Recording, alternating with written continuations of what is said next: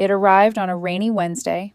No return address, no note, just a plain envelope with one name on it, mine. I stood there, holding it like it was a live wire. The kitchen clock ticked behind me, steady and unbothered. Caleb's giggles echoed from the living room, where he was building a block tower taller than himself. My fingers didn't move. They just tightened around the damp paper. It had been 3 years. 3 long, dragging years since Jonathan disappeared from our lives. No calls, no visits, no legal battles. Just gone.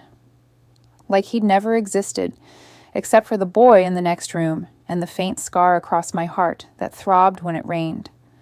And now this. A quiet knock at the door. A delivery dropped on the mat, and suddenly I was 27 again, sitting in a hospital bed, hearing him say those words. We need a DNA test. I walked over to the sink, placing the envelope down like it might stain the counter. The rain tapped a soft rhythm against the windows, a dull percussion to the sudden drum roll in my chest. I could hear Caleb narrating his tower building to himself. I forced a smile before stepping out of view. He didn't need to see the look on my face right now. I peeled the seal carefully. Inside was a sleek, clinical white box, branded discreetly, no flashy logo. Just 3 things: a sample swab, an instruction card, and a barcode. My name printed in neat Helvetica on the label. My name, not Caleb's, not his. A sharp throb pulsed behind my right eye. I put everything back in, closed the box, and slid it into the drawer under the sink. I turned the lock with a satisfying click. Nancy knocked once before entering. She always did that, the polite boundary even after moving back in to help with Caleb while I worked. She glanced from my face to the drawer. Bad news? She asked, setting a grocery bag on the counter. Junk mail, I lied, the words tasting sour. Her eyes narrowed, but she didn't push. Instead, she went to help Caleb with a piece that had fallen. I watched her crouch next to him, steady hands, soft voice, and all I could think was, why now? That night, long after Caleb had fallen asleep curled against his favorite stuffed whale, I sat on the edge of the bed with my laptop open. The room was dark except for the faint blue glow of the screen. I searched my inbox. The last message from Jonathan was still there. 4 words. We're done here. No punctuation, just cold, final, like a slammed door that didn't echo. And yet, here he was, knocking again, not with words, but with science, with questions disguised as data. I clicked open a private search window and entered the tracking code from the box.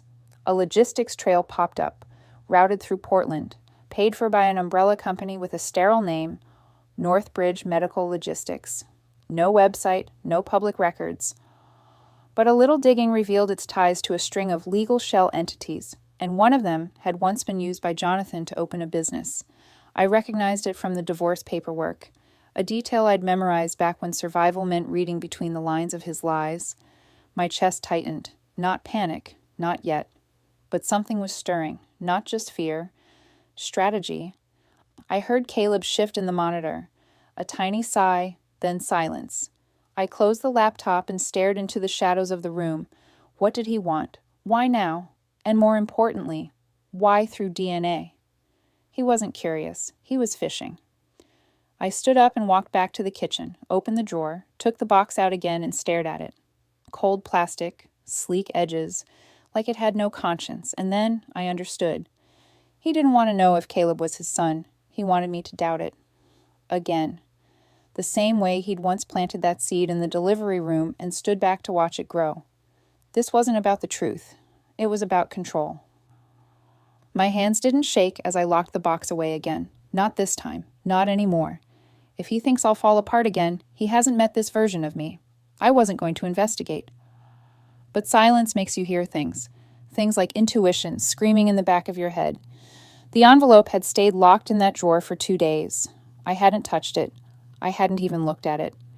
But it lived in my mind, louder than the morning cartoons Caleb hummed along to, louder than Nancy's cautious questions, louder than the sound of my own logic telling me to just forget it. The problem was, I knew Jonathan. And if he was reaching out now, it wasn't because he missed Caleb or missed me. It was because he needed something.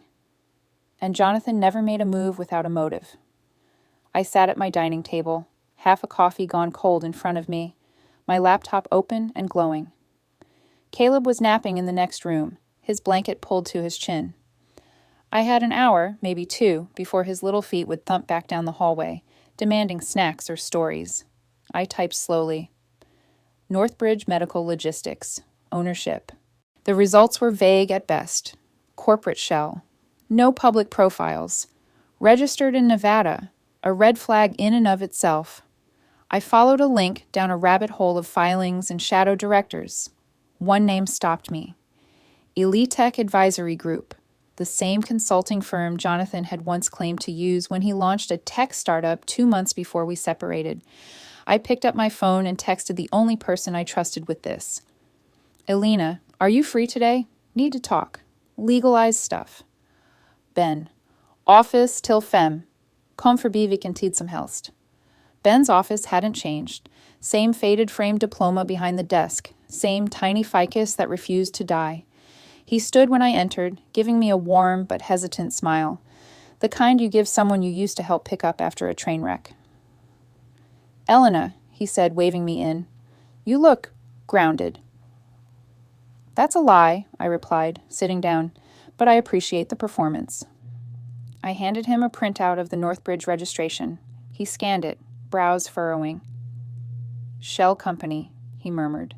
And you think Jonathan's behind it? I don't think, I said quietly. I know. He leaned back, tapping the corner of the page against his palm. This name, Elitech Advisory. They were involved in a fraud case I read about in law school. Guy used it to transfer funds across 3 identities. Got caught in Seattle. Never sentenced. Vanished. That sounds familiar, I whispered. Ben nodded. I'll see what else I can find. But if you're right, this isn't just a custody stunt. He's using legal tools to clean a trail. I swallowed the lump in my throat. Then I need to make sure the trail ends here. The next morning I called an old acquaintance, Agent Simmons from the FBI. We'd crossed paths during the initial background check after the divorce. He was the one who first flagged Jonathan's financial inconsistencies, but didn't have enough to pursue. When I gave him the name David Ellis, he was silent for a long beat. Where did you hear that? I think I used to be married to him. There was another pause, then a low exhale. He's flagged in 2 states, identity fraud, unresolved cases, nothing that stuck, no current location. You're telling me he resurfaced? He sent me a DNA test. That's bold. He's always been bold, I said. Simmons asked for any evidence I could provide. I told him I had a test kit with his name on the request. He didn't ask for paternity. He asked for identity confirmation. Simmons said, "You'd be doing us a favor." After I hung up, I didn't move for a while. The weight of it sat with me. The realization that this wasn't just about Caleb or me, or even Jonathan's arrogance. It was about everything he'd lied to everyone about, and now I had a sliver of truth that could bring it all down. From the hallway, Caleb's voice piped up, "Mom?" I turned. "Yeah, baby?" He patted in, dragging his blanket. Was Daddy a pirate or a ghost? My heart cracked. I knelt beside him. "Why would you ask that?" "'Cause pirates run away, but ghosts just disappear, like magic." I kissed his forehead. Maybe he was just confused, but you and me, we're real. He nodded solemnly and went to watch TV. I stood there for another minute, heart thudding against my ribs like it was trying to find its own escape route. That night, I took the box out of the drawer. I sat at the kitchen table with the sample swab in my hand, staring at it for almost 20 minutes. I didn't care if Caleb was his. I knew the answer to that already, but if this piece of plastic could prove who Jonathan really was, not who he claimed to be, then maybe finally someone could stop him. If I'm going to bleed, let it be for the right reason this time. He wanted a DNA test. I gave him one. But with it, I handed the FBI a loaded gun, aimed directly at him. The box sat on the counter like it had never belonged anywhere else. I sealed the flap, placed it in the return envelope, and pressed the adhesive down slowly, deliberately. One press to end one chapter and open another. This wasn't just me playing along anymore. It was me setting the pace. I dropped it off at the post office in the same town where we used to walk hand in hand down maple-lined streets, pretending we'd built something solid. Funny how quickly illusions crumble when you hold them up to the light. Back at Ben's office, the wind had picked up, howling against the windows, as if it too wanted in on the confrontation building between past and present. He looked up from his laptop, expression sharp behind his glasses. I ran his social metadata through my contacts software. He's operating under a new name. I didn't flinch. What is it? Logan Parks. No middle initial. The alias was registered just 6 months ago. New driver's license, new business listing, a couple of social media profiles all set up to look authentic. But there's a trail. Not a long one, but enough. I sank into the seat across from him, letting the weight of it settle. He's preparing to disappear again. Ben nodded. It's textbook. Only this time, he's slipping up, contacting you, using an entity linked to his former alias. It's messy, almost desperate. That night, I met with Agent Simmons at his office, tucked inside a nondescript building on the edge of town. He was dressed the same as always. Tailored slacks, rolled up sleeves, and the same calm eyes that never stopped scanning the details. He laid a thin file on the table between us.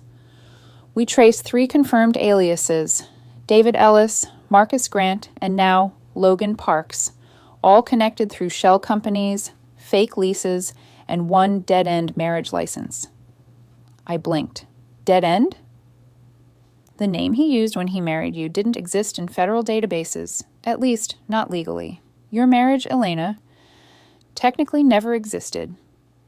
The words didn't sting as much as they should have, maybe because I'd already mourned it, years ago, in a courtroom where I'd signed my name through tears, while Jonathan stared blankly ahead. That was the last time I cried for him. This wasn't about loss anymore. This was about leverage. Simmons slid over a printed email. This came through encrypted servers we were monitoring, from Logan Parks. He paused, then read aloud. We should talk, in person. I exhaled, not shock, not fear, something heavier, the ache of inevitability. What do you want to do? Simmons asked. I didn't hesitate. I want to meet him, but on my terms. They tried to talk me out of it at first. Too dangerous, too unpredictable. But I knew Jonathan, or Logan, or whoever he was pretending to be this season. He didn't like surprises. He liked control. So I picked a place he would remember, Riverstone Park, near the edge of town, under the willow tree we once carved our initials into. It was a stupid romantic thing at the time. Now it was strategy. I'll go alone, I said. Simmons shook his head. You won't be alone. You'll feel alone, but you'll be covered. Ben looked between us. This isn't about catching him anymore, is it? I met his eyes. It's about making sure he never walks into another woman's life with a lie as his handshake. The day of the meeting, I wore a scarf, not because of the wind, but because that's where the mic was hidden. My hands were steady, my breath even. I wasn't the woman from 3 years ago. I wasn't looking for closure. I was holding the door open just wide enough to slam it shut behind him. I texted Jonathan the location and time. No emoji, no see you then. Just coordinates. He confirmed within minutes. As I walked away from the FBI van, the wind tugged at my coat. I didn't look back. I didn't need to. I knew who was watching. I knew why I was doing this. And more than anything, I knew what came next. Next time I see him, I'll be holding the leash. I hadn't seen him in over 1,000 days, but there he was, standing by the old willow tree, like a ghost that never left. The wind caught his coat as he shifted weight from one foot to the other, hands deep in his pockets like he wasn't sure if he wanted to stay or run. His hair was shorter, the stubble was gone. New name, new face, same eyes. I didn't flinch, didn't smile, just walked slowly toward him as though he were any other man I might pass in the park.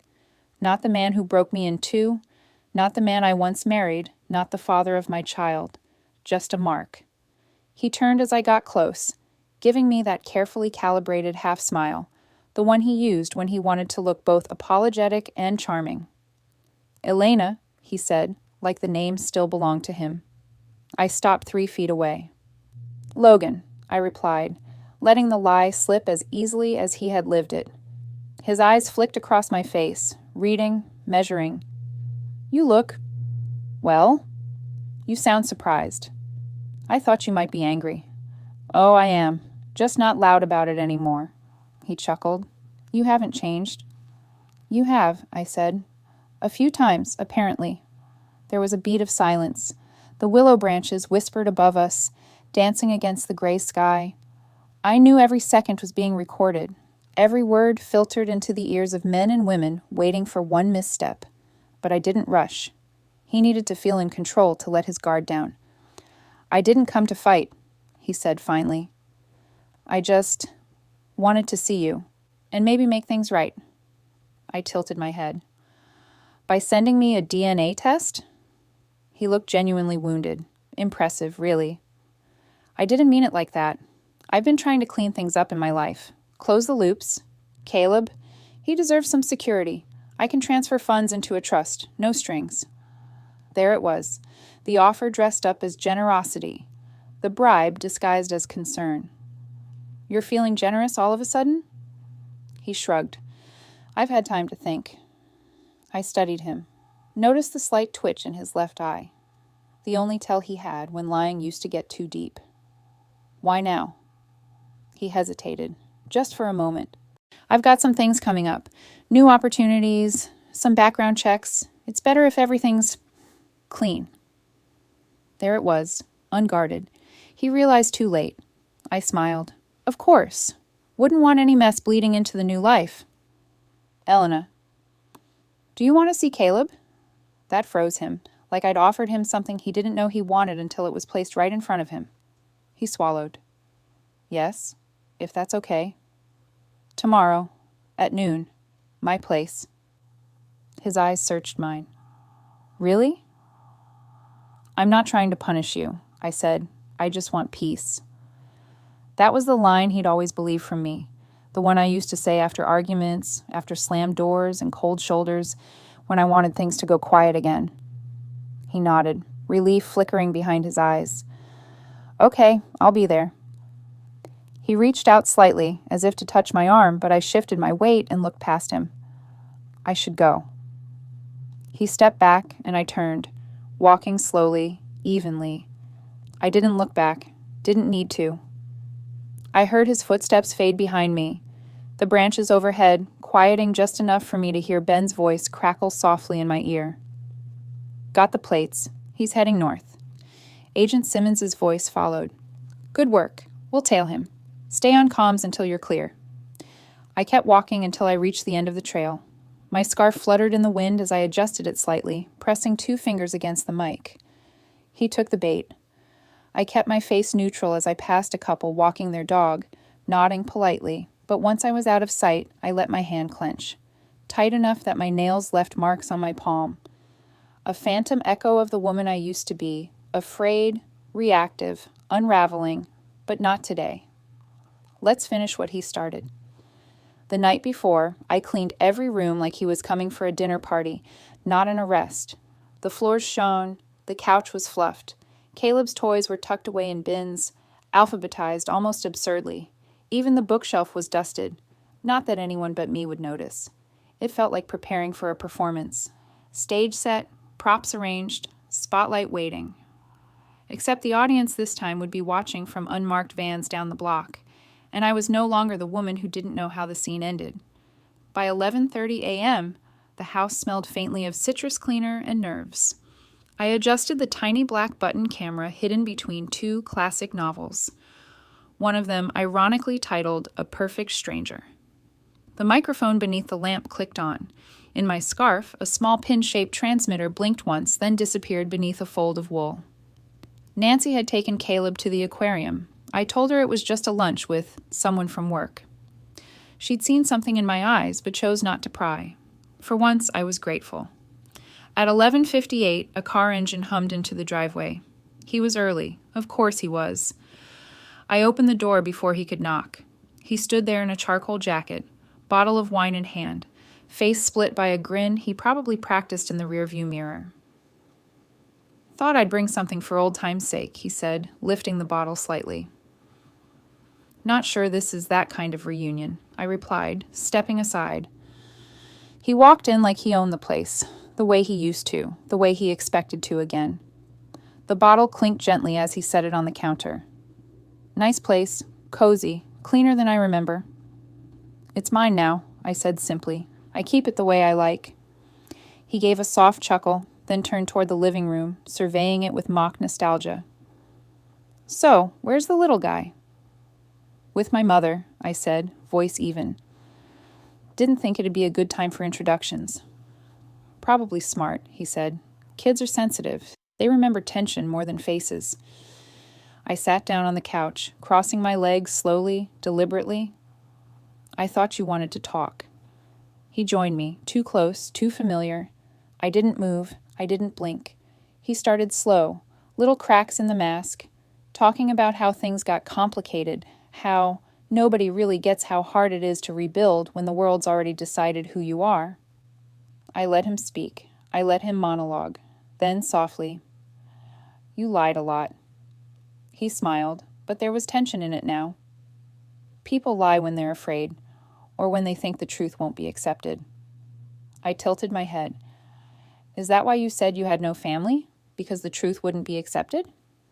His face froze. The memory surfaced. That birthday dinner, him insisting he was alone in the world, only for me to later find photos of a sister, a father, some half-burned cards. That was the first lie, the first fracture in the mirror. He deflected. That was complicated. I didn't want to drag you into that mess. And all the names, the identities, that wasn't dragging people into anything? His jaw tensed, then the crack. You think it's easy starting over with cops chasing you? He snapped, before catching himself, straightening, but it was too late. I kept my voice soft, nearly kind. So what's your real name now, Jonathan? Or should I say Logan or David? He stared at me, and for a moment, just a moment, I saw the truth flicker in his eyes, tired, cornered. My name is Daniel Shaw, he said quietly. It was supposed to be the last one. The signal passed through the room in silence, carried on microwaves and breath. I smiled, calm, cold. That's all I needed. A knock. He turned his head, startled. I stood. 3 agents entered, like a gust of winter air, fast, precise, guns lowered but ready. Simmons was first.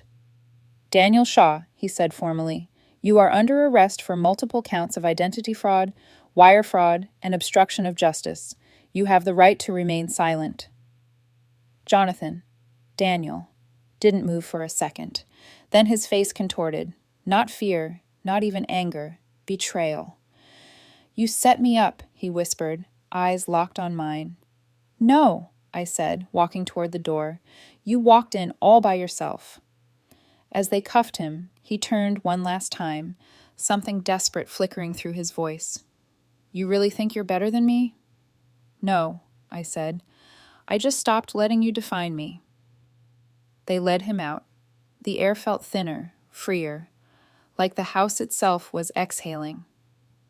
I followed to the doorway, watching as they guided him into the waiting car, and then, slowly, deliberately, I closed the door behind him. You were never hard to catch, Jonathan. You were just hard to let go. 3 weeks later, the same mailbox stood quiet. No more surprises. Just sunlight and silence. The daffodils had bloomed along the walkway, a soft yellow greeting with every step I took outside. The breeze carried the scent of cut grass and something sweeter, maybe peace. Caleb sat on the patio with a bucket of sidewalk chalk, drawing what he claimed was a rocket ship but looked more like a jelly bean on fire.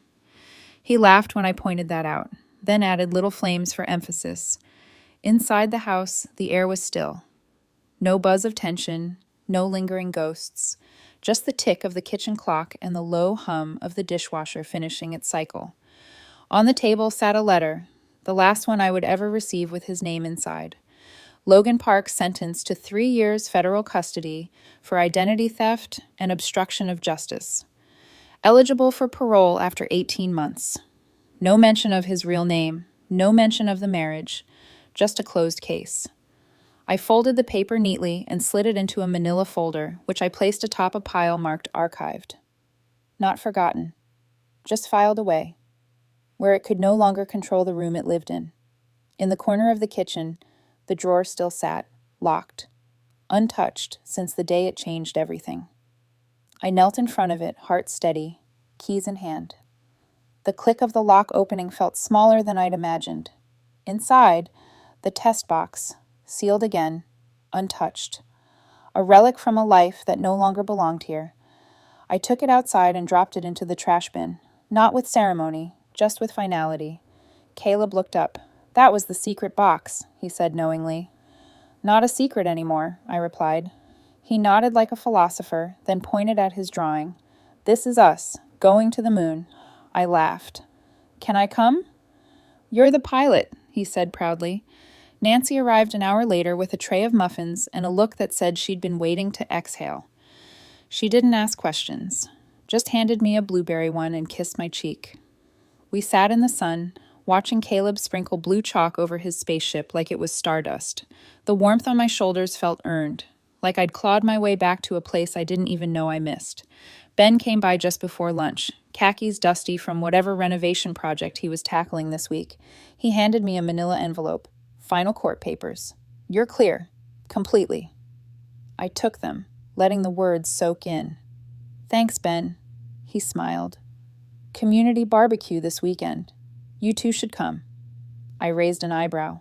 "Barbecue?" "It's free food," he shrugged. "And a chance to be part of the world again." I looked at Caleb, now trying to color a sun on the driveway with 3 different shades of yellow. "We'll think about it," he nodded. "No pressure, just life. It goes on, you know?" After he left, I cleaned the last of the muffin crumbs off the table, rinsed the mug, and wandered into the hallway. The house felt full, even in its silence. Not with ghosts, with life. I paused by the mirror at the end of the hallway. For years I had stopped seeing myself in it. Just shadows. Guilt, fear, shame. But today, the woman looking back at me had sunlight on her skin and steady hands. Not a survivor clinging to scraps of identity. Someone whole. I thought the story ended with justice. But maybe it begins with peace. After years of silence and shadows, justice arrived not with a bang, but with quiet certainty. In a courtroom, in a mailbox, in the steady eyes of a woman who refused to be broken twice. The mask he wore cracked beneath the weight of truth, and she stood unmoved as the consequences finally caught up with his lies. Because justice, though often delayed, never forgets. And when deception meets resolve, even the most carefully constructed identities collapse. Like a lock finally turning after years of resistance, her story didn't end in survival. It began in freedom.